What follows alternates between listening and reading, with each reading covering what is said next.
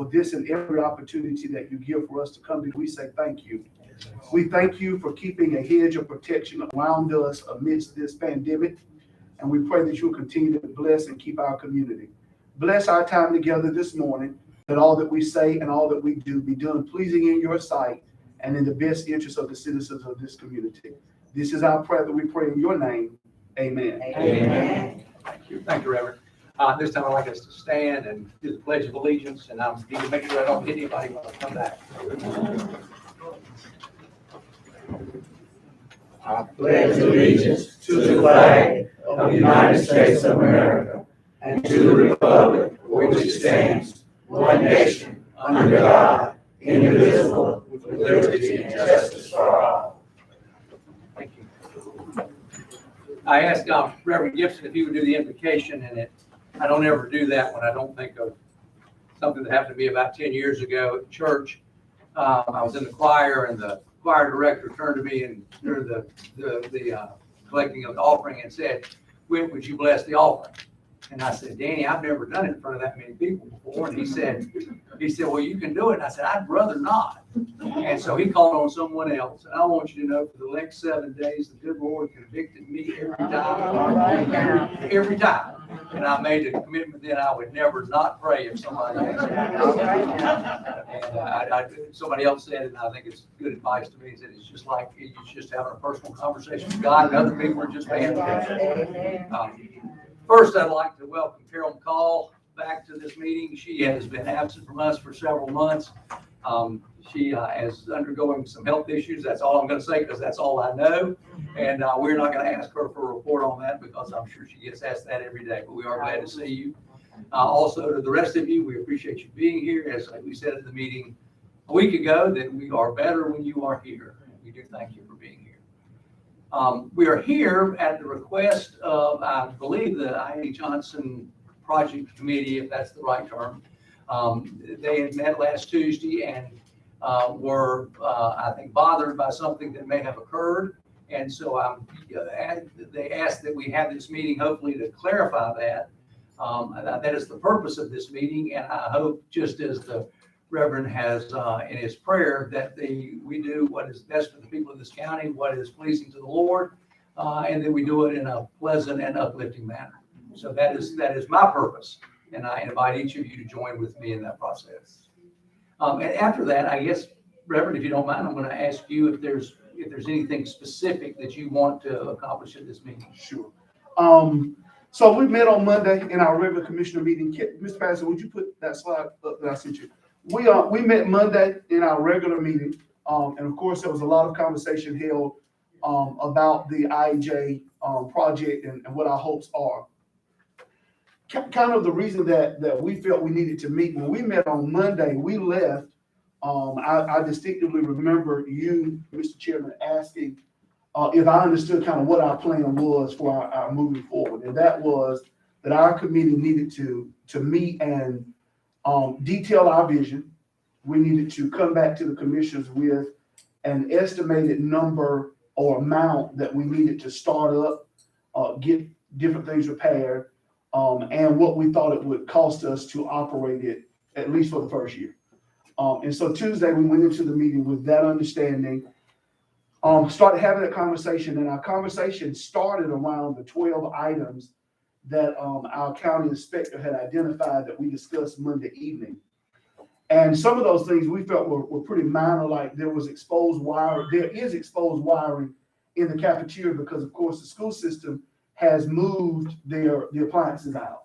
And our conversation was geared around the fact that if it's a partnership between the three entities of the school system, the county, and the city, then those were minor things that we felt like staff within those three entities could go in, fix it, and we could kind of keep this process moving pretty smoothly.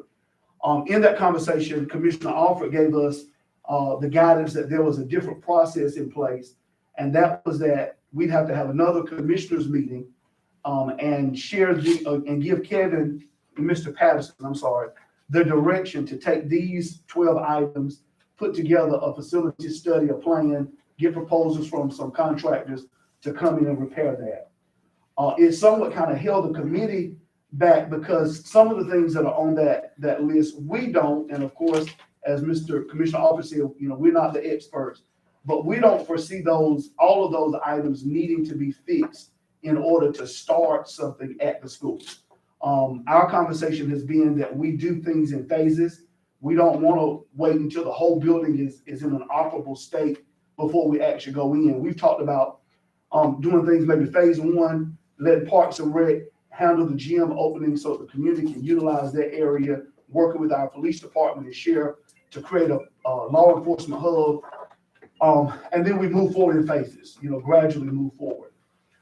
The committee got a bit frustrated because it appeared that in the meeting Monday night, we were clear, we go back, get this information, move forward. And then Tuesday, we were told we need to go in a different direction about the same information that we had already shared. And so just kind of in this presentation kind of goes back over some of the things the community talked about. Mr. Pastor, you go to the next slide. Kind of to help everybody understand in wording what our vision is. Our objective in this IEJ project is very simple. It's two things. We want to preserve and produce. It is evident by those who are here that the IEJ building, that place is a monumental site, and we want to preserve the history that is there for the people who have been affected by the many positive things that have happened there, while at the same time producing a safe haven to provide resources that we are hoping will help raise the economic, educational, and social levels of the low to moderate income families of Scotland County. One of the things I will reiterate is, and I've said it before, we cannot turn a blinded eye to the fact that that particular part of our community is in devastation. And if we don't pour some resources there, we can do all that we want to do to uplift other parts of town. But when you're coming into Scotland County, you're going to come through the north side of town. And that is extremely important. Next slide, if you will. In so doing, all weekend I've been kind of thinking, Mr. Chairman and Commissioners, it's kind of like there's a pie. And we see what all can be in the pie, but we can't eat all the pie at one time. It takes time to eat it and digest it. But some of the things that our committee has talked about utilizing this facility for, if you go to the next slide, is not to duplicate services of the county, but to extend and expand those services to the community that needs access to them the most. So we envision things like workforce development courses so that we will help those. One of the things we always talk about is that there are jobs, but we don't have people that are trained to work them. GED courses and computer literacy courses being held there in that facility. Again, not duplicating these services, but DSS and the health department has said a number of times that they are in need of space. We feel like that is adequate space. It is in the community that they serve most of their clients from. The school system partnering with RCC as well to provide things in that neighborhood for our community, for our students, educational opportunities for adults. Also community spaces. Some of those classrooms can be utilized as meeting and office spaces for various community organizations who are doing great work, but don't have anywhere to do it at. The cafeteria library, if we deem that necessary down the road, can be repurposed as gathering places for community events. Next slide. Youth engagement opportunities. Mentoring is a need in our community, and it needs to happen in that community. That's where it needs to take place. I see faces of people who I know work with young people and who enjoy doing mentoring program, but they don't have facilities to do it. And again, it's a part of building up our community. The city has talked about a leadership academy for youth. The school system, of course, we know that building has been closed as a school facility, but would be a perfect place to provide after-school tutoring to kids who, if they have to stay at their home school, they don't have the transportation to get back into their community. Provided arts academy there throughout the year, dance and theater and music, oratory, art, talent. All of our kids are not sports. They're all not going to play football. But if we have a place there where our young people can participate in the arts and those different things, it would uplift our community. Finally, there are people in our community who are licensed to do brick masonry, licensed electrician, heating and air, refrigeration. And somebody said, well, RCC provides that, but I want you to see the true picture. if I've dropped out of high school, don't have a GED, don't have a high school diploma, then generally my resort is to drug dealing or doing something that is not a favorable career. But I have the potential to learn how to lay bricks, be an electrician, fix heating and air. And if I've dropped out of high school, I'm just being honest, I'm not going to RCC because I'm intimidated by being in that atmosphere. But if we place these people in our community who have these skills and talents at a place that is comfortable to the people who need it most, I believe they'll show up and receive some of that training. Financial literacy is important. Our banks provide, you know, that community programs where they train people on budgeting. And those are some of the things that we see this facility can be utilized for. Again, to say today that we know we want the room on hallway 5 to be used for this is unrealistic, because we don't know what the capabilities are or what the direct needs are. These are things that we envision. Next slide, if you will. And so, again, we've talked about the law enforcement hub with the police department, the sheriff department. We have not had a conversation. I have not had a conversation with our chief yet, but I have talked to the sheriff, who has said he feels like it's a perfect opportunity and place for the sheriff department to have a small hub. We see it as important because when you're in the community where you see that there's a lot of crime, that relationship that you can build, and of course, with the building being open, we feel like there's some benefit to having them there. Parks and Rec, with our gymnasium and the field behind it. Lombrick Institute also has some needs that they could utilize the gymnasium for as well. Give you this, I took a picture of it, but did not get to send it. Yesterday evening, I passed by JC Park about 5:30, and there were probably 30 people out there playing basketball in the heat of the day, trying to make good record. And there was no, I was told that the basketball goals had been taken from our community park because of gang activity. None of that was happening. They were just simply playing basketball. I went back through there at about 9 o'clock. The crowd had not gotten smaller, it had only gotten larger. But they had to use the lights from their cars in order for them to play basketball. When we've got a perfect gym that's not 5 blocks from there, that if we pull our resources together, we can provide that opportunity to our community. Mr. Ivy, I think, is going to do the next couple slides. So this was the original cost that we received from the school system. Again, the top line, 2018 to 19, was when the school was in they were using it. And the total cost was $84,000 a year. That's a yearly cost on what they were paying to operate that facility, including the landscape. The 20 to 21 is after they moved out, $38,000 a year. Then, of course, the landscaping is not a guess. That's what they contract to a company to do that. I'm not sure who the company is. So, Kevin, the next one. So these are the 12 items that were listed on the inspection. We didn't feel like a lot of that. The first one on that list is wiring. I know that's hard to see up there, but the flat roof, we never did get an absolute date on that roof. I know it's not leaking, but Councilman Rainer said that he heard the same thing I did about that roof had been replaced, and it was within the last 10 years. And so, but I don't know that they have the accurate record on it. Awnings and stuff like that, that's just painting. The gym floor, I have not seen anything on that floor that needed to be replaced. The locker rooms could be done at a much later time, if ever. The building, when it talks about the demo in the old buildings, that's been known since the first day we did this. We know that that building has to be demolished. The parking lot, the playground equipment, I do think would have to be removed out of there because it is in a shape that somebody could get hurt on it.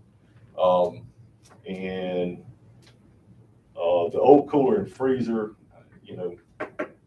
leave it in there. I don't think we would need to go in and take it out, even if we weren't using it, because it's not on now, so it's shut off. So you can shut it off and not have to pay the electrical for keeping that. So the Board of Education has offered for us to assume the ownership of the building at no cost, and I'm sure there's a little legal cost in that with the paperwork filing and whatnot, but I don't think that would be dramatic. We actually came up with an initial number of $300,000 to get that building under the county's control, to do some cosmetic and building infrastructure stuff that had to be done, hiring a director to coordinate a lot of this stuff, and if this would be under the county manager's guidance, and a part-time person for Parks and Rec, or part-time people, even if it came to that, to be able to, if somebody's got to unlock the door, lock the door, that type of thing. And then the operational expenses would be included in that as well. So if it was $38,000 fully or sitting there empty, $85,000 fully operational. It's not going to be fully operational, so maybe you would think somewhere in the neighborhood of $40,000 to $50,000 a year to operate that, because it would be my plan, if you will, especially on the landscape, and to maintain that contract with whoever that is, so we don't have to hire other county employees to go out and do that landscape. It's probably cheaper to do that, just maintaining that $13,000. I know Councilman Garvey had a real desire to immediately open the gymnasium and the ball field for access. That would be a day one thing, and again, that's in the phase one of it. And this goes back to, I think Commissioner Alford originally was talking about, need to have a 5-year plan, and say, okay, we're going to do this in phases, and after a 5-year term, we should be fully operational with it, or we may come up at the end of the 5 years and say, we can't keep it up doing this way. I just think it's a huge asset. We don't have another. That's it. We don't have anything. Well, I'll say it, everything in that community has been taken out. Schools are gone from there now, and the fire station is not that was a community building, but it's gone. And so there's something there that needs to be needed. There is a need. That 60,000 square foot of building, is it new? No. Is it ever going to be new? No. But to build a 60,000 square foot facility comparable to what's there now, you're talking about tens, if not hundreds of millions of dollars. And so why not try to maintain what's there? I've been through the building now 3 times, and there's nothing that I walk in that building and say, you got to fix that, or you got to fix that. There's nothing in there. So that's kind of where the committee is right now because the school system is waiting on us to say, yes, we'll take it, or no, we won't take it. And I think they're meeting today about, and that's an item on their agenda. Now, how long will they hold it for us to decide? I doubt very long. They're paying the bills and keeping it up until that time comes. So I don't think this is something that we could put out a project list of these 12 items or whatever number needed to be done, and we wait for a 6-month answer or a 12-month answer or whatever the case may be, because by then we'll be spent hundreds of thousands of dollars on that, and then still not have the building. So I got a question. Kevin, who maintains the grass at Law Hill?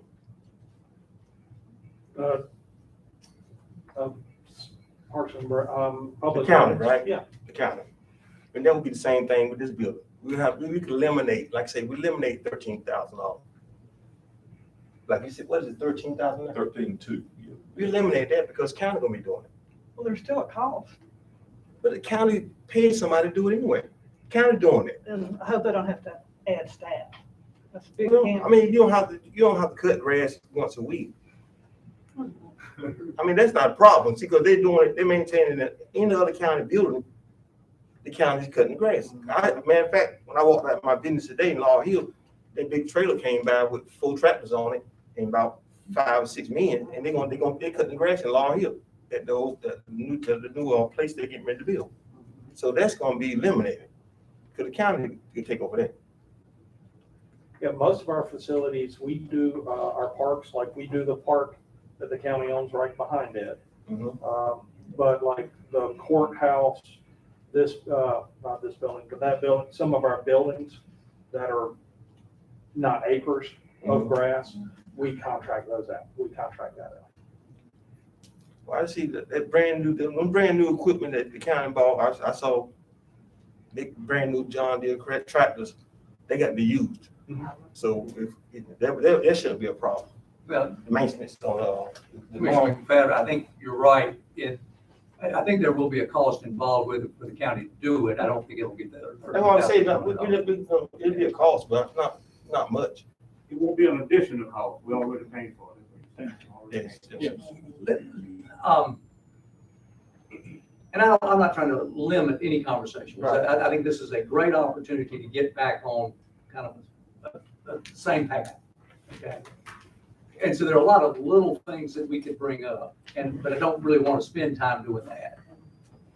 I'm going to give you, in my mind, what is the central issue for me. I'm hesitant to accept the property from the schools without having an idea of what the total cost may be.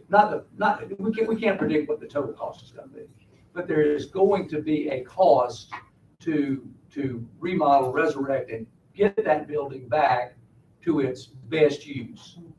And if that's $500,000, then I say we go for it today. But I don't know the answer to that. And I think if the answer to that is $5 million, then maybe that money is better spent on a new facility. As I love the stories that we heard last week about Alice Johnson. You love your community, and it has instilled values in you that have made you who you are today. The comment that I wanted to make that I didn't make was the building didn't do that. The community did that. And if we can serve that community better with a different facility in the same location for less money, or for the same amount of money, or for even a little more amount of money, then why would we not at least consider that? And so that's the only thing I'm asking for, is let's get a figure, and I don't think it'll take 6 months to do that. Let's get a figure for what we think it may cost to get that, to do everything that we would need to do that building to solve to address some of the issues you've got. Y'all have done a great job about providing things that will be available for the community that will uplift the people in that area. It needs attention, and we have neglected it, and we need to do that. And I don't think I've said anything in the last year that has been counter to that. I think that's where we need to go. I think we can do that.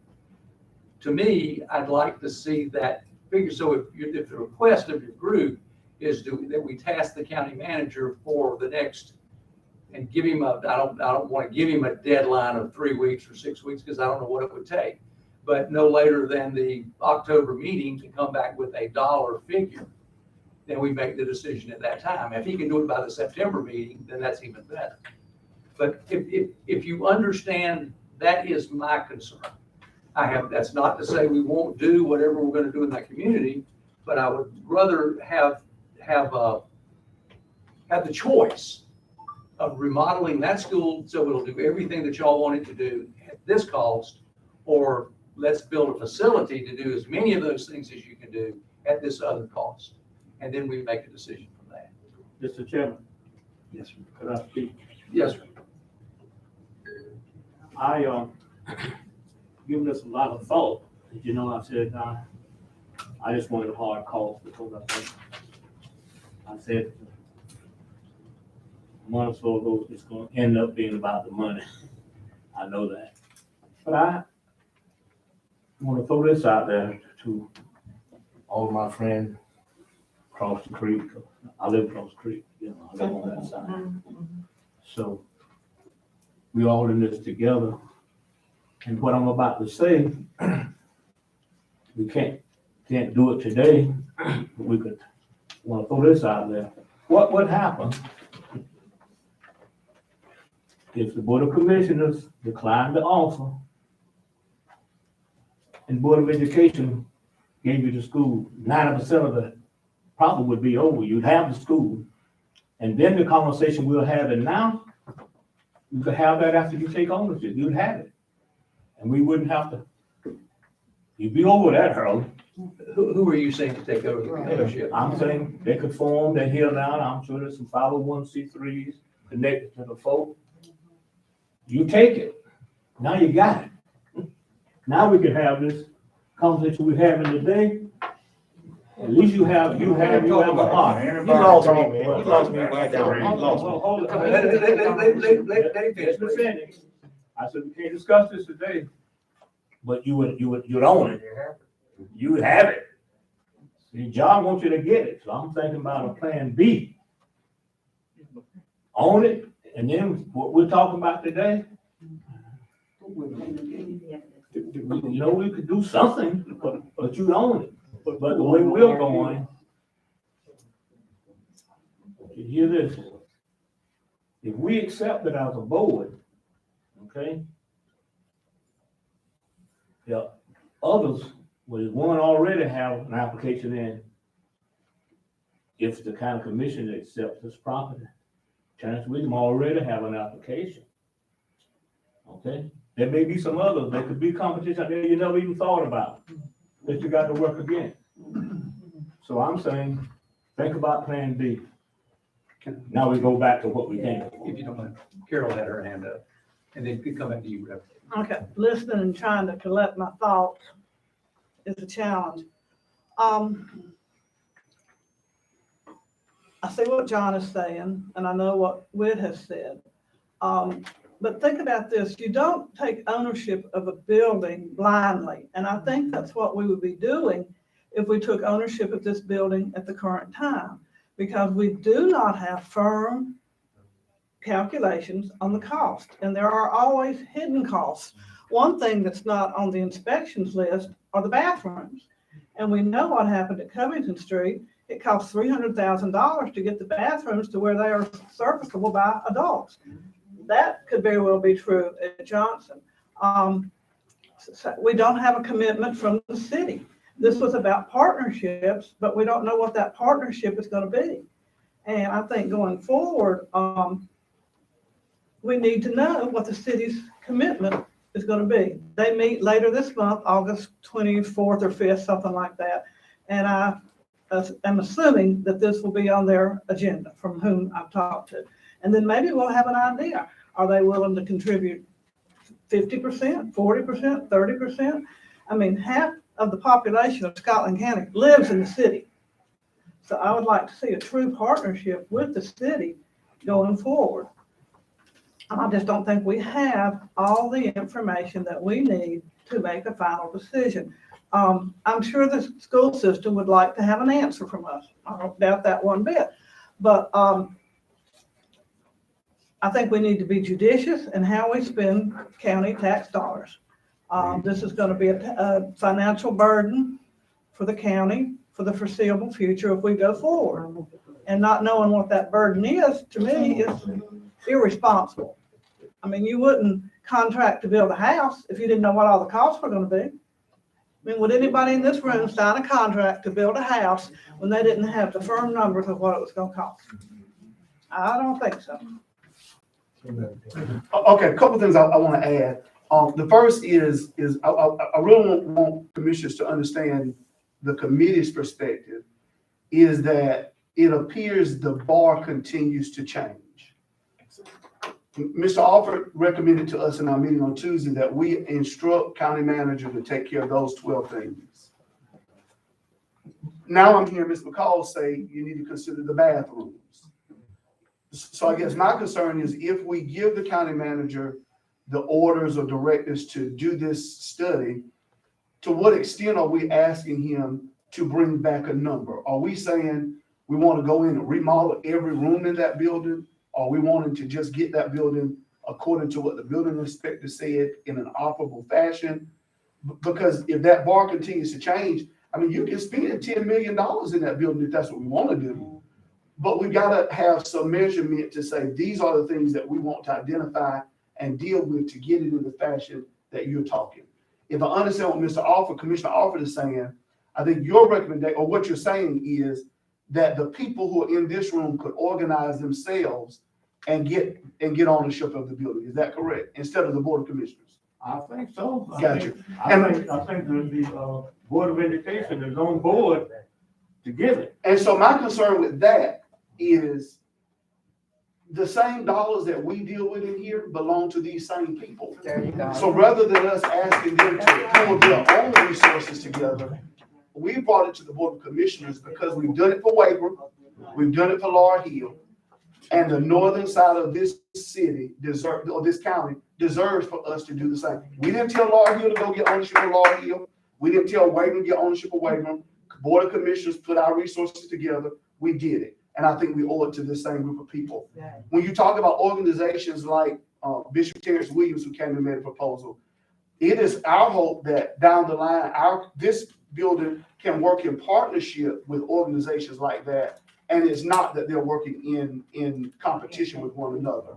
We want to provide a place so that agencies like that who are doing good work in our community, we have the pride as commissioners of saying, we provided a place so this could happen. They put in their own money, they brought in their own resources, but we provided this place in our community. So I think when you talk about getting a hard number, you can go in and say, we want to tear this down, we want to add this, but to what extent is that? And then when Mr. Patterson comes back, are we going to change the rule then and say, well, we want to go back and get this number? So what exactly are we wanting when we say a hardcore number? And we can say, we're going to take the awnings down and put new awnings out there. We're going to tear the sign down out front, put a new sign. And the people would love to see that.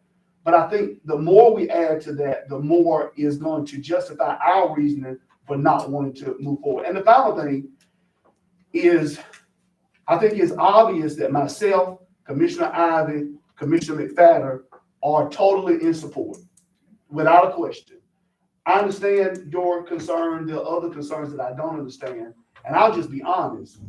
If you four know that regardless of what way we're going, is something that you're not going to support, I'd appreciate, and I think the people would, let's say that. Because for us, when we're meeting, and I don't like meetings, but I want to do my due diligence. But when you keep kicking the can down the road, it's giving us false hope that, we might do something.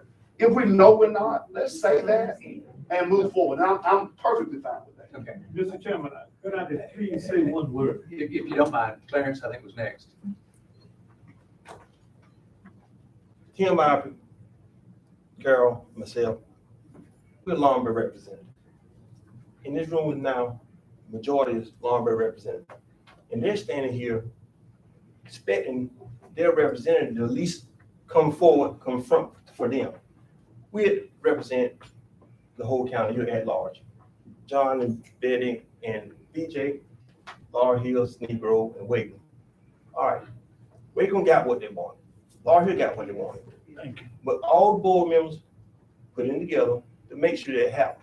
All these people here asking come together as a board and make I.E. Johnson happen for them. That's all they asking you to do. But you can break your necks on election day and go in the black community and buy votes. What you do, you buy and pay people to campaign for you. But then when the people need you, deaf ear to them. You write the black community a blank or a bad check. You write the black community a bad check every time we have election. I'm gonna do this, I'm gonna do this. But when it comes to you, we need you, deaf ear. They don't want to hear that. Well, it's not the best interest of the county. I say, I know for a fact, Mr. Ivey, DJ, myself, we all want to make this happen for the community. It's not that. If you haven't had a Johnson experience, you don't know how it feels. You don't know how it feels walking to an event in the neighborhood. I can see when A&T central. Their schools are located in the community. So what? You can walk in the neighborhood. You can look out your back door and say, I want to see the game, what I want to see on the pad, y'all can hear the game. That's how these people here had the experience of Johnson, I.E. Johnson. As a young boy growing up in that era, like I say, I grew up in the neighborhood. I walked to school. I played in the park. I wasn't no star athlete, but I played in Johnson Gym. I know I got the experience. So I know what everybody here is asking for. They're not asking to tear that building down. They're not asking to give that building to somebody that don't care for Johnson, I.E. Johnson. Mr. Brown standing back now, he got his pride with his Johnson shirt on. And that's the experience that we grew up seeing. We grew up seeing that. And I don't want it to disappear. Like I say, when I'm dead and gone, our kids hear about what the Johnson experience. If you didn't live it, you don't know it. Like I said, I don't know the experience in Laurel Hill, Wake. My own family know about Wake. My father was in Wake. He had the Shaw experience. I mean, I heard that experience like that. And Mr. Arthur, I know a Carver experience. I hear it Carver all the time. The Carver experience. I mean, I live in Laurel Hill. But I know that what the people are asking for. These people here is asking you to do the right thing. And give them the school and maintain it. John, I think Carol was next, and I'll come to you. And then Betty, if you have comments, you can make. Carol? Oh, I'm sorry. I thought you.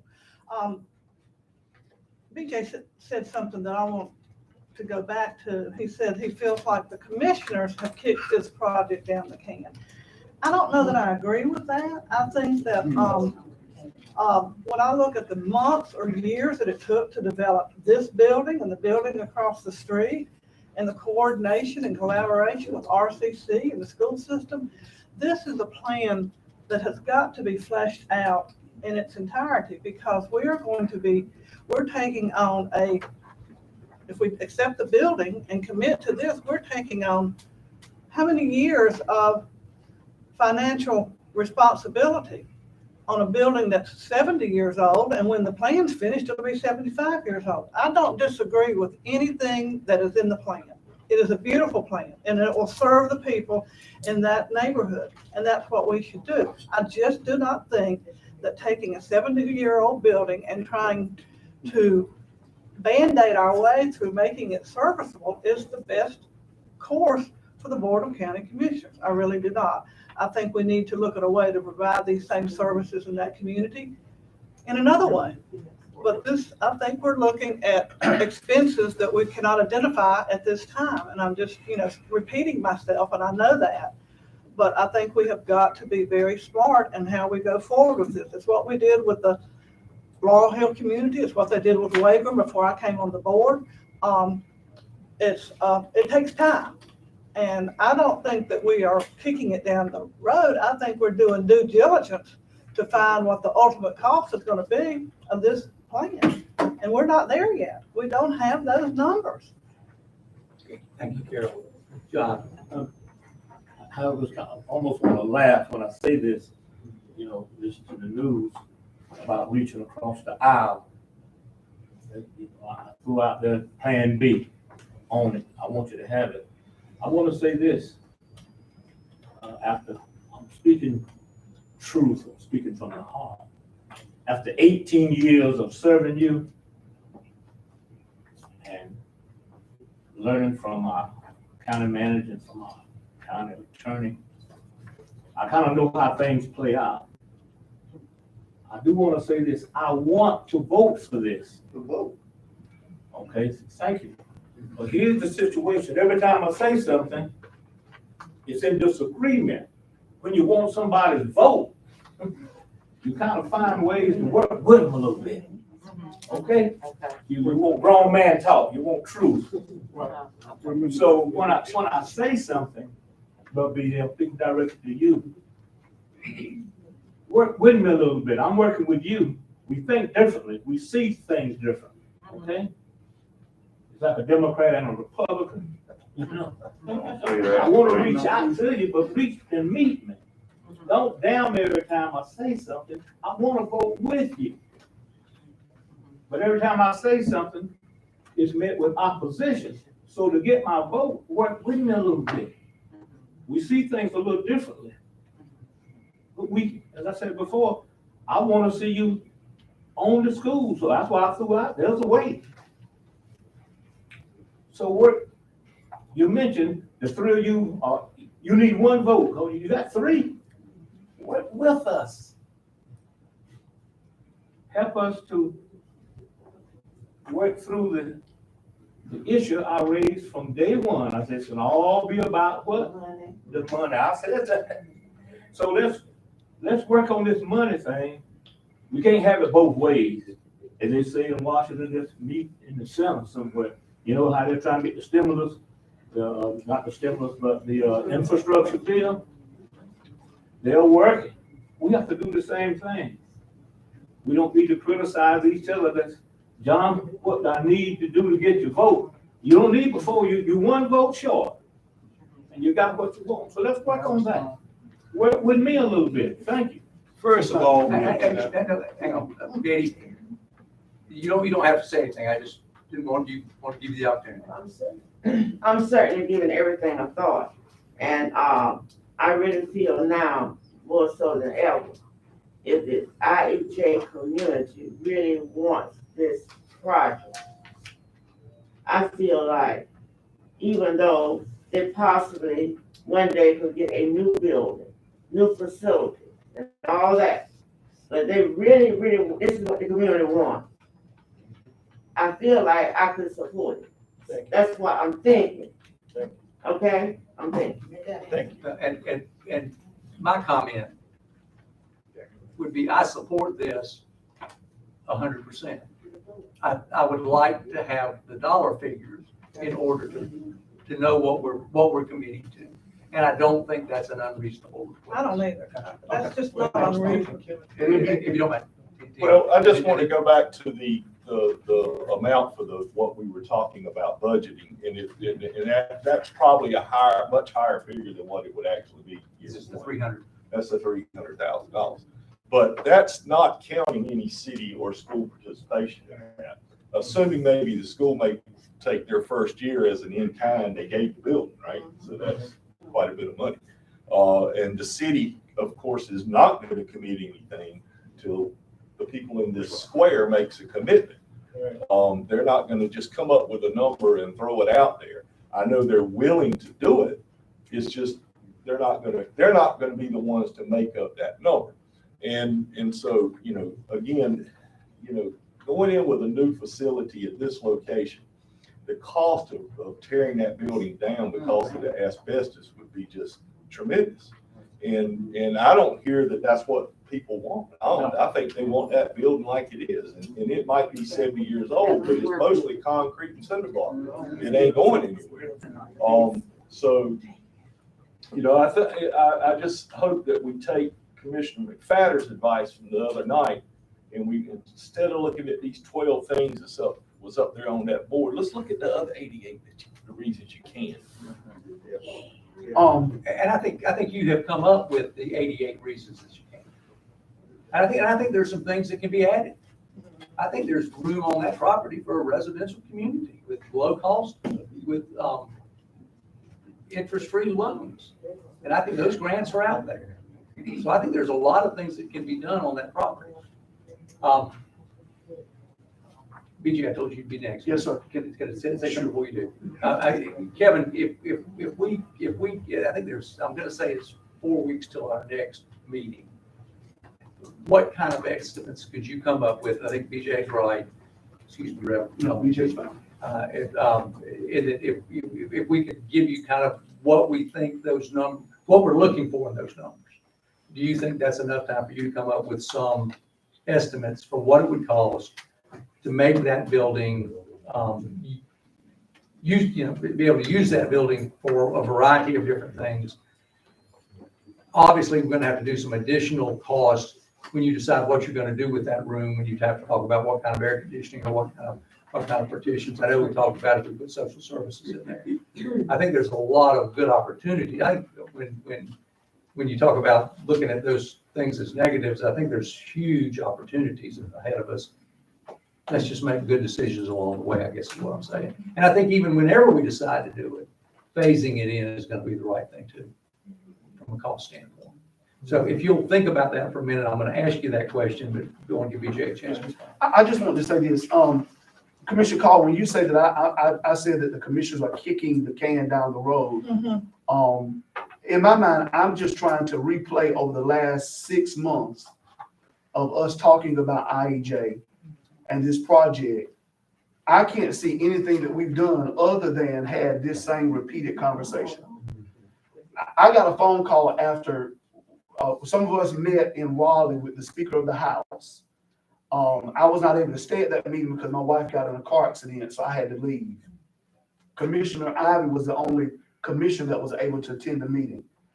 But the Speaker of the House, from what I'm told, was in awe at the fact that when the requests were made, the IEJ project was shared in a hapstance manner. It wasn't a serious ask. And there's money on the state level. I've just got a text from somebody at General Assembly just now who said if money is the issue, then the commissioners have to get behind this project, and the state is still in the budgetary process. They will help us. We know that Hope County is on the platform right now to get some $30 million to build a courthouse and some $10 million to build a new school. And we went up there thinking maybe between the city and the county, maybe ask for $100,000 maybe $1 million, maybe total. I think what I'm saying is, as commissioners, if this is something that, not that we feel we need to do, because my service on this board is not about me. It's about the people who elected me. And if the people who elected me are pushing me and saying, as Sister Commissioner Golson said, that this is what they want, I do think that we need to do our due diligence. I do think that we need to do our homework and all that. But again, we've got to build some parameter as to what that's going to look like for Mr. Patterson. And I'm just saying, let's get the ball rolling. I'm tired. I don't want to keep meeting to convince this group that this is what we need to do. I want at some point for us to say as a group, you know what? We're going to do it. Let's get the ball rolling so we can get moving. Commissioner Gibson, when you talk about a new building, you know, I've been asked by a number of people, well, what do they have in mind for a new building? What are their thoughts about a new building? Because IJ in our mind is old and it's beat up, but it's a nice building and we love it. The fear of a new building. Using that reference about me being old. I got in trouble about it. But the fear, I think, from the community, Commissioner Gibson, is that, and I'm gonna use Wagram for example, Ms. Golston. Wagram has a recreation, a nutrition site where they have parties and events. And the fear, a lady said to me, I would hate for the Board of Commissioners to tear IEJ down and build a small building like that in that space just to satisfy that they build us a new building. That's the fear. And so I think my request is for us as a group to make the decision that we're gonna put something into it. We're gonna do more than just keep beating up each other. That's never my intention, Commissioner Alford. I guess as you said, we see things differently. And for me, I keep seeing us find reasons that we can't, rather than us finding reasons that we should. And that's all I'm asking. There's a generation that's coming that I may not even see, that we owe it to making an investment to that community. You know, I thought or was asked in the last 20 years, what have we done on that side of town to make it better? And I couldn't answer it because I don't see anything. So I'm just hoping that we can at some point find a way that we can move forward, make a commitment, and that life can start happening in that building. I'm sure that you all are aware, in the last maybe 2 weeks, there's been some vandalism to that building, minor but vandalism. That's home, and we don't want it to be demolished into one. To your point, and to maybe Commissioner McFadden's point, when I was running this last time, and when I say this last time, it was the last time, I will tell you that. I was asked questions about different things, and I think in most cases I had what, at least in my mind, was a reasonable answer, except to that question.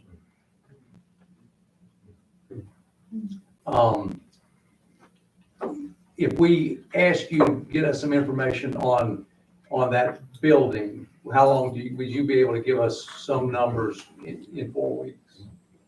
I would hope so. One thing about last week, did go ahead and we have the asbestos book. It's the catalog of asbestos in the facility, so we already have that. We got the plans for the facility. They're making digital copies of those so we can have them.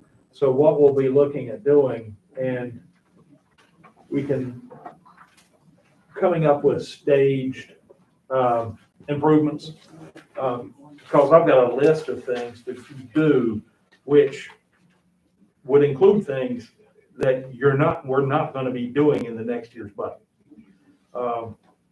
But looking at the roofing system, getting an inspection there, figuring out what the life is, because I know when we took our tour, they did find 2 leaks.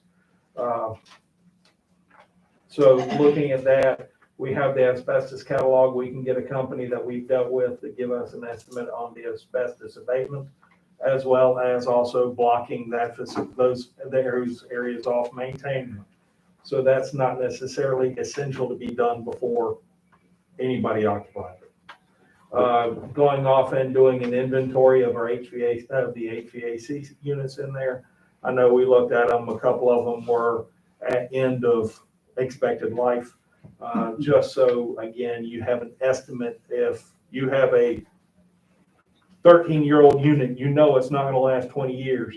So you know those costs are going to be in there.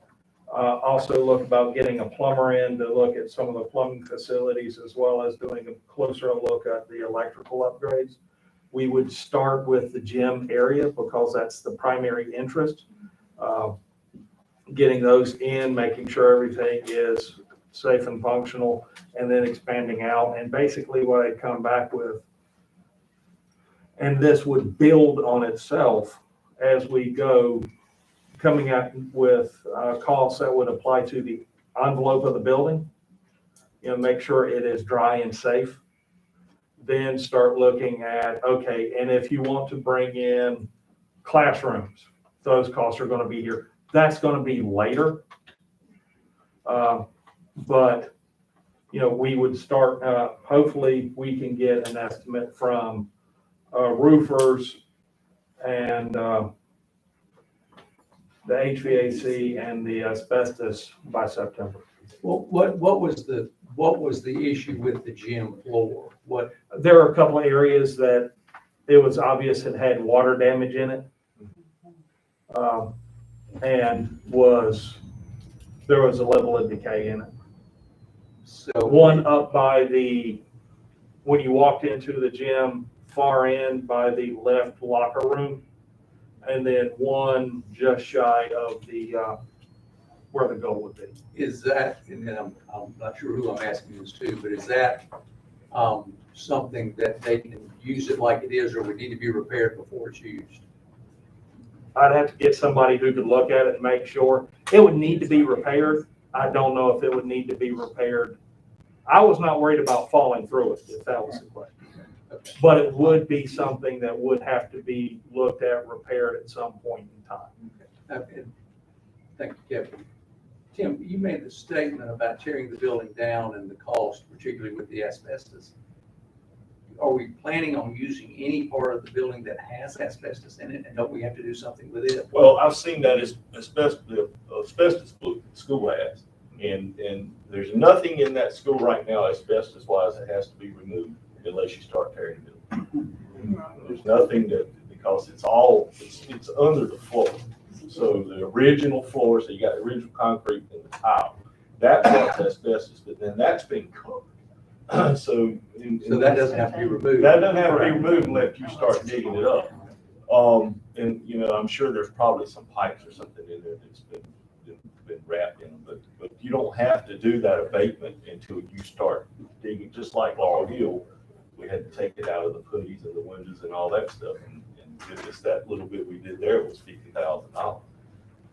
And so I can't imagine what it would cost to do a full asbestos abatement here because they deem it safe because it's covered and it's sealed and it's not gonna bother anybody unless you start digging.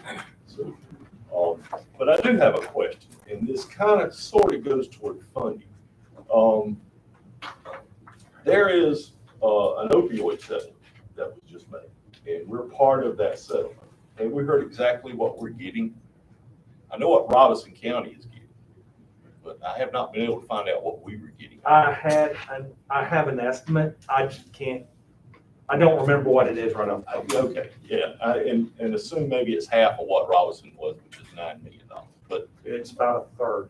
okay, Yeah, the it's $3 in the $3 million. million. But all I'm leading to there is I'm not saying use $3 million for that, but boy, would that not be a good Good start. designation of a start of using so much of that money to prevent what that settlement was for in the first place. So, One thing on the opioid settlement, and I don't know how it would be phased out, it is a 18-year payout. yeah, well, but still, I mean, that's 18 years operation. So, There is a big chunk up front, but yeah. I want to say this concerning the hard calls. When you, I want everybody to be aware of this, so we don't be shocked when you get the heating and air. There are 47 units there. So what somebody's going to, we was out talking about the cost. I don't know, that may be one that surprises us because of the replacement cost. Just a few, say 5 years from now, 1 at a time, 10 at a time, I don't know. I'm just saying there are 47, that's my point. I count them at 47 or 48 individual heat and air conditioning units in that property. You're talking about the ones in the windows. Yes, the 47 of those. Ms. McCall. This is just, I'll be very quick. Kevin, something that I want to add to your list. I have been told over the years that IHA has a mold problem. I've been told that by students, teachers, faculty, What kind of staff. problem? Mold. Mold. And that the school system would come in periodically and clean the building of its mold, and they would have to move students from the area that they were in so they could clean the building of its mold. So I think we need to get an assessment of what the real mold issue is in that building. we can go through the Department of Health. Yeah. And they can request the state's industrial hygienist to come down and do an assessment. Yeah, I will say one thing, because we've had this done on a recurring basis in a number of our buildings. Mold is in this building, mold is in your house, Right. mold, mildew. If you have a bathroom, you have mold, mildew. Most of it is absolutely harmless unless you're specifically allergic to it. At which point in time, that's more of a personal issue than it is, because most mold and mildew is very common.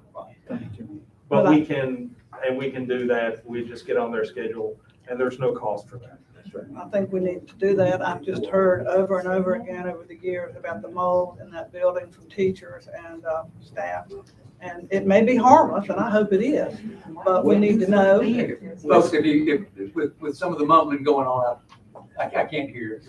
I just think that that's an unknown that we need to know, so that it may be a surprise that we don't want to have happen in 6 weeks. That's all. So just add mold to your list. Commissioner, any of the three of you, I guess I'm asking. One, I don't like it being automatically assuming that any one of the four of us is not going to vote. Do not assume that. Okay. I'm not assuming, but last month meeting to now, I ain't gonna say before, but it's been negative comment. Negative, your answer got negative in it. You said Betty, what? I said eliminate Miss Betty. Oh. We gonna hold on to your almost vote.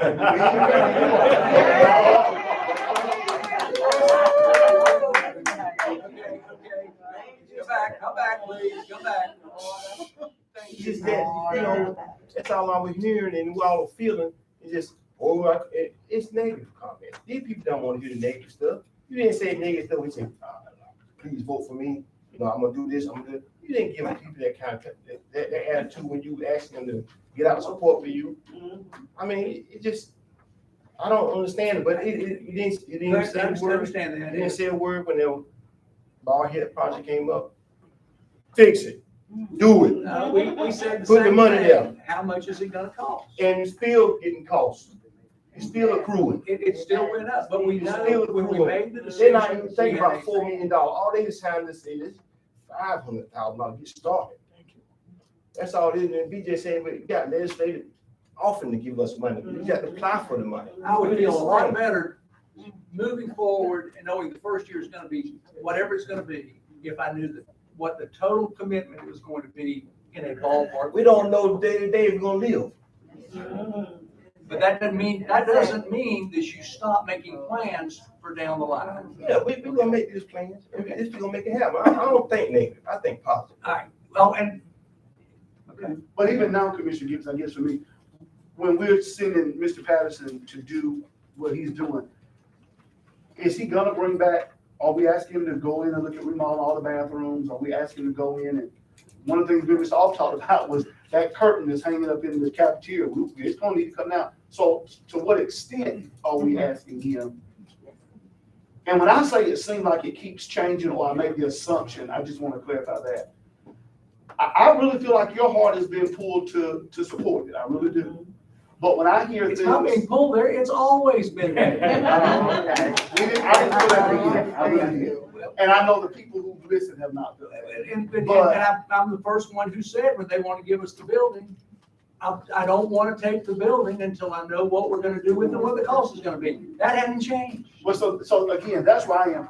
To what extent are we counting up that cost? Are we gonna look at putting new flooring in? Are we looking at putting new lighting in? How would you To define what that extent? to our county manager? That's what I'm asking. I'm saying. That's to something that make you all it- to make requested. To make it serviceable to the community. And that doesn't mean that you're not gonna still have to make alterations when you determine the specific use of that particular part of the building, but to make it inhabitable. I agree. And And I don't know how to define that any better than that. I got you. So we're leaving it to Kevin's discretion to determine what is inhabitable. No, you, I, and these other 5 people can help define right now what we want that to be. Well, I mean, I've been through the building how many times now, the building's operational today. Now, Now, I mean, does it need stuff? Absolutely. And this time next year, if we spend $1 million on it, it's gonna need stuff again. I mean, and that's gonna be going on and on and on. But if you spend $1 million now, would you feel like you would have it in the position to then go in and make the specific remodifications to make it address the homework center or the brick mason Yeah, shop? I understand. $1 million? I'm I'm just saying, it would put it to a much better place and would satisfy many of those needs. But I know our committee is not asking for $1 million. We left, say, if we invested upfront $300,000, that would get us going in the right direction. Not $1 million, not 500,000, just if we started at 300 and said, we're gonna commit this 300,000 and figure out what all we wanna do in this initial phase, that would get us going. Well, And then that's, the city, I'm sure, would participate in that at some level. I'm not sure what that level is, so. You think the city would help? I kinda feel like- You're saying you think the city would help with the 300,000, would they add to the amount? Absolutely. No, I think they would participate in that amount. Now, whether we added it to it or just reduced our amount, would be our call. But I mean, I'm sure they would participate in that cost. But they're not gonna make that jump until we make it, because they're looking for us to take the lead on this. They're not gonna do it. And, Well, then we're kind of stuck, Tim. If we need to know what their commitment's gonna be, but they wanna know if we're gonna take the building. So somehow we've got to resolve this issue. But Take the bill. But Commissioner McCall, here's the reason that I think the city is hesitant. They made it clear that they are riding with us, but they're riding in the back seat, we're in the front. I understand that. So they're waiting for us to decide what are we gonna commit before they can decide what they're gonna commit. And I think that's a fair I mean, are they gonna make a $50,000 contribution? They don't know that because we Or don't are know. they gonna make a $250,000 contribution? Well, If you know, excuse me, Tim, Clarence, go ahead. You know what, I would think that this crowd here today and others do the same thing with the city. Put pressure with the city, push the city button. You already pushed that button. We're moving. Get to them on the city and say, look, we need y'all to help. Because it's, like I said, I.E. Johnson is in the city limits. Mhm. And that's why I say, push them too. Push that button and then push your horse. Say, look, count then push. Waiting on y'all make a move. Have y'all been to the city? the Your city's group been been in to the the meeting. city? The city's been in the Been in the meeting. meeting, in but the you But IE. y'all haven't gone to this whole city. Well, no, that would be the city rep. They're having these same conversations, but here's the deal, Ms. Betty. If you watch the city's meeting, there are 2 or 3 who are saying the exact same thing that's being said here. You need the hard numbers, it's the same conversation. So doing what we're talking about doing here seems to be, it would answer some of their questions too. Yeah. Maybe get more people on. Yes. Right. I think if they've got those same concerns, let's address those concerns. Which I'm fine with that, but I'm saying again, we've got to give direction as to, and I'm not saying you, but as you said, this group, we've got to give Kevin direction as to what extent these hardcore numbers are gonna include. Okay, let's try to do that. Okay. To me, it is getting the building so it is, there's certain things that no matter what you do to that part of that building has to be in the right condition. And a roof is the best example of that. But there are other things that make, like plumbing and bathrooms and whatever else you're gonna use that building for, that need to be brought up to a certain level of utilization. Right. And I think the cost of bringing the building to that level, and again, knowing that you're not putting in a brick mason shop, so you don't know what you're gonna have to do there. But to bring the building to a particular level of being able to provide service, that is the number that I would suggest that Kevin bring back to this at our September meeting. And is that, and if anybody has a different definition of how to communicate that, I invite you to do that. And not only that cost, but the staffing costs. I mean, you're talking about a community resource director and another part-timer for Parks and Rec. Those are annual expenses that will not go away, they will only go up. So we need That was calculated in that number that was up there. That's In the the 300,000. 300,000. Yeah. But there's in addition, I think it's appropriate to ask the county manager to whatever comment he wishes to make in regard to that, but that is the figures that I think we can hope that the city would participate in as well. Mhm. Any other commissioner have anything to add as far as our instruction to Kevin? Go ahead, you gotta say it. No, I just. I want to get an email this I just afternoon. don't want that to come back in September. And then we decide, well, we need to know this too. So I'm like, you, let's put it all on the table and give them what we need. And then hear back from Kevin, his understanding of what we've asked him to do, so we're all on the same page. Kevin, be sure you put the bathrooms on there because that's one of the most expensive thing. I got sticker shock. I had a little building about the size of this and I had to get a commercial plumber, $10,000. I couldn't believe him, but I believed it. I couldn't get in the building without that. So please bring back that cost because it's unbelievable if we have to do the bathroom. I do. I want to do it the right way. I don't want it to be Band-Aids. I want it to be a facility that if we're going to revitalize it and rehab it, that it's something that we'll all be proud of. Absolutely. And that it will not become an albatross and just drain the county of its resources. So my thing is, if we're going to do it right. Absolutely. Ms. Patterson, can you repeat to us what your understanding is of what we're asking? Right now, what I'm gonna be looking at doing, and I'm not gonna have all the numbers for you in September, because I'm gonna continue to build on numbers, because you're looking at a multiple year plan. So you don't want everything done all at once, unless y'all wanna wait 8 years, and I don't think anybody does. because all the numbers will double. Start off with looking at getting information on the roofing. Because that building is sectioned off, there are different roofs up there because of the way the building is. Get estimates on the different areas. Look at going in and we'll look at the plumbing, specifically starting with everything's going to be centered around the gym first. That's the easiest thing to do. But those bathrooms, when you walk into the gym, I remember when Matthew played basketball in there, and chances are they've not changed since Clarence played basketball in there. So those need to be made usable.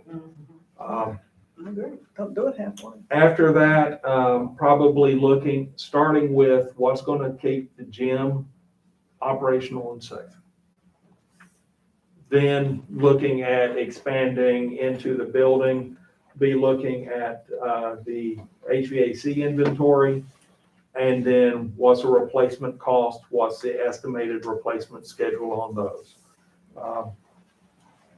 We'll look at the bathrooms of the rest of the building as we would, assuming you expand into it, looking at doing those. Like the abandoned electrical lines in the kitchen. Right off making sure that they're safe, but thereafter going in and looking at doing estimates to removing dead lines. Looking at, again, in later phases, not at phase one, but extending out network. I know the schools say that there's Cat5 cable to all the classrooms, but it's 1 or 2 cables per classroom.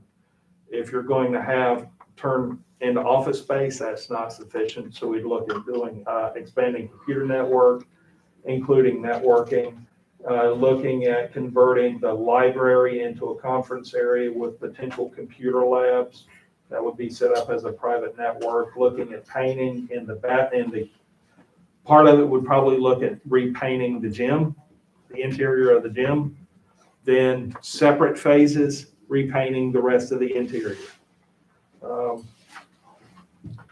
Look at the parking. Right now, there's approximately 50 parking spaces, 10 out front, 40 behind. But it's a single driveway behind the gym, so looking at that expansion. That would not need to happen in phase one, but it will need to happen at some point in time. Looking at what it would take to convert, put cubicles into the classrooms, converting it into office space. There's currently a boiler that's not been in use, but is still being maintained to pass inspection. Look at removing the boilers and removing some of the connected piping. The piping, especially the exposed piping, any piping that's above a false ceiling, probably just cap that off and leave it as is. There are some windows that have not been updated or substantially changed. Some of them you can tell are original, and just check in beyond phase one at replacing those. One thing we would do is go ahead and get the health department to invite the industrial hygienist down to do an inspection of the facility as well. We can go ahead and come up with estimated personnel costs that we would look to do, staffing for it to consider it as just opening the gym on a 6-day schedule, or either a 5-day schedule Tuesday through Saturday, or a 6-day modified schedule Monday through Saturday, something comparable to what we're doing Waver. And of course, I'd be looking at anything that we did would be phased out so that modifications, health and safety and building envelope is number one always. After that, we'd be focusing on modifications in the gym to get operational.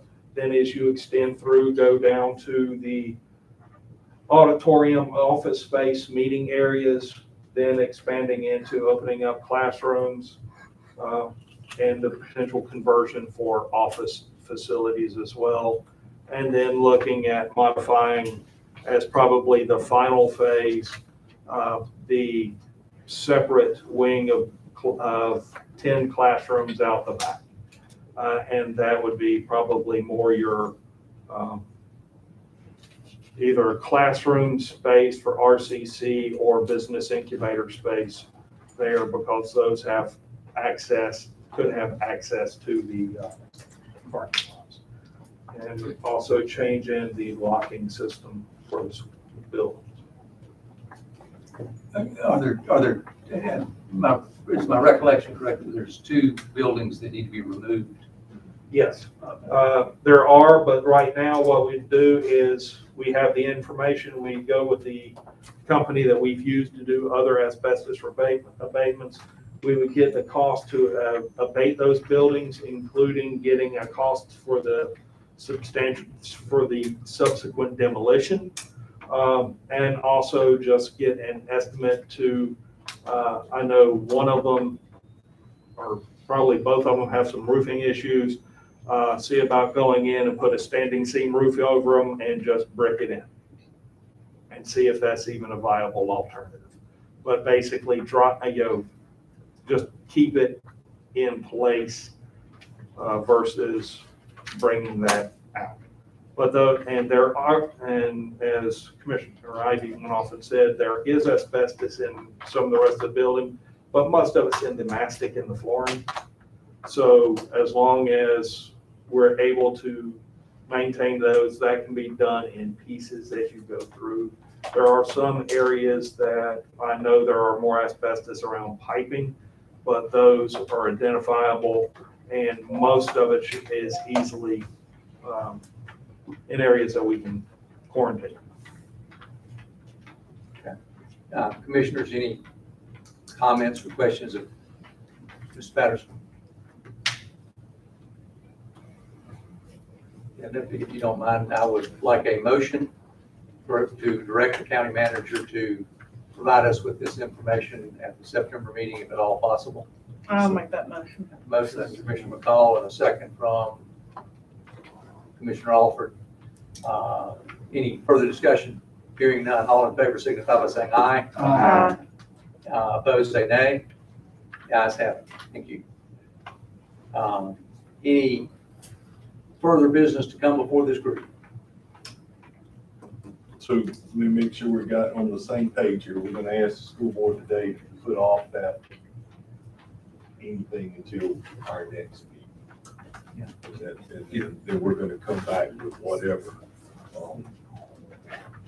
Kevin, will you communicate that to Dr. LeGrand? And at some point, it might be worthwhile to communicate to both the school board and the city what we're considering, and we hope they will continue to work with us and partner for a joint effort in the future. Okay. We don't have another committee meeting planned. Yeah, we just kind of halted it until after we meet. So we'll wait to meet probably after we have our September meeting. Again, I've asked, I don't know if there's any more business before we adjourn. Again, thank each and every one of you who have come today. We appreciate your presence and your input. I know each one of us probably had somebody whisper in their ear, like I have Mr. McCahan behind me. Thank you all for coming. Do I have a motion that we adjourn? Second. We got a motion and a second. All in favor, say aye. Aye. All opposed, say nay. We are adjourned. Good day.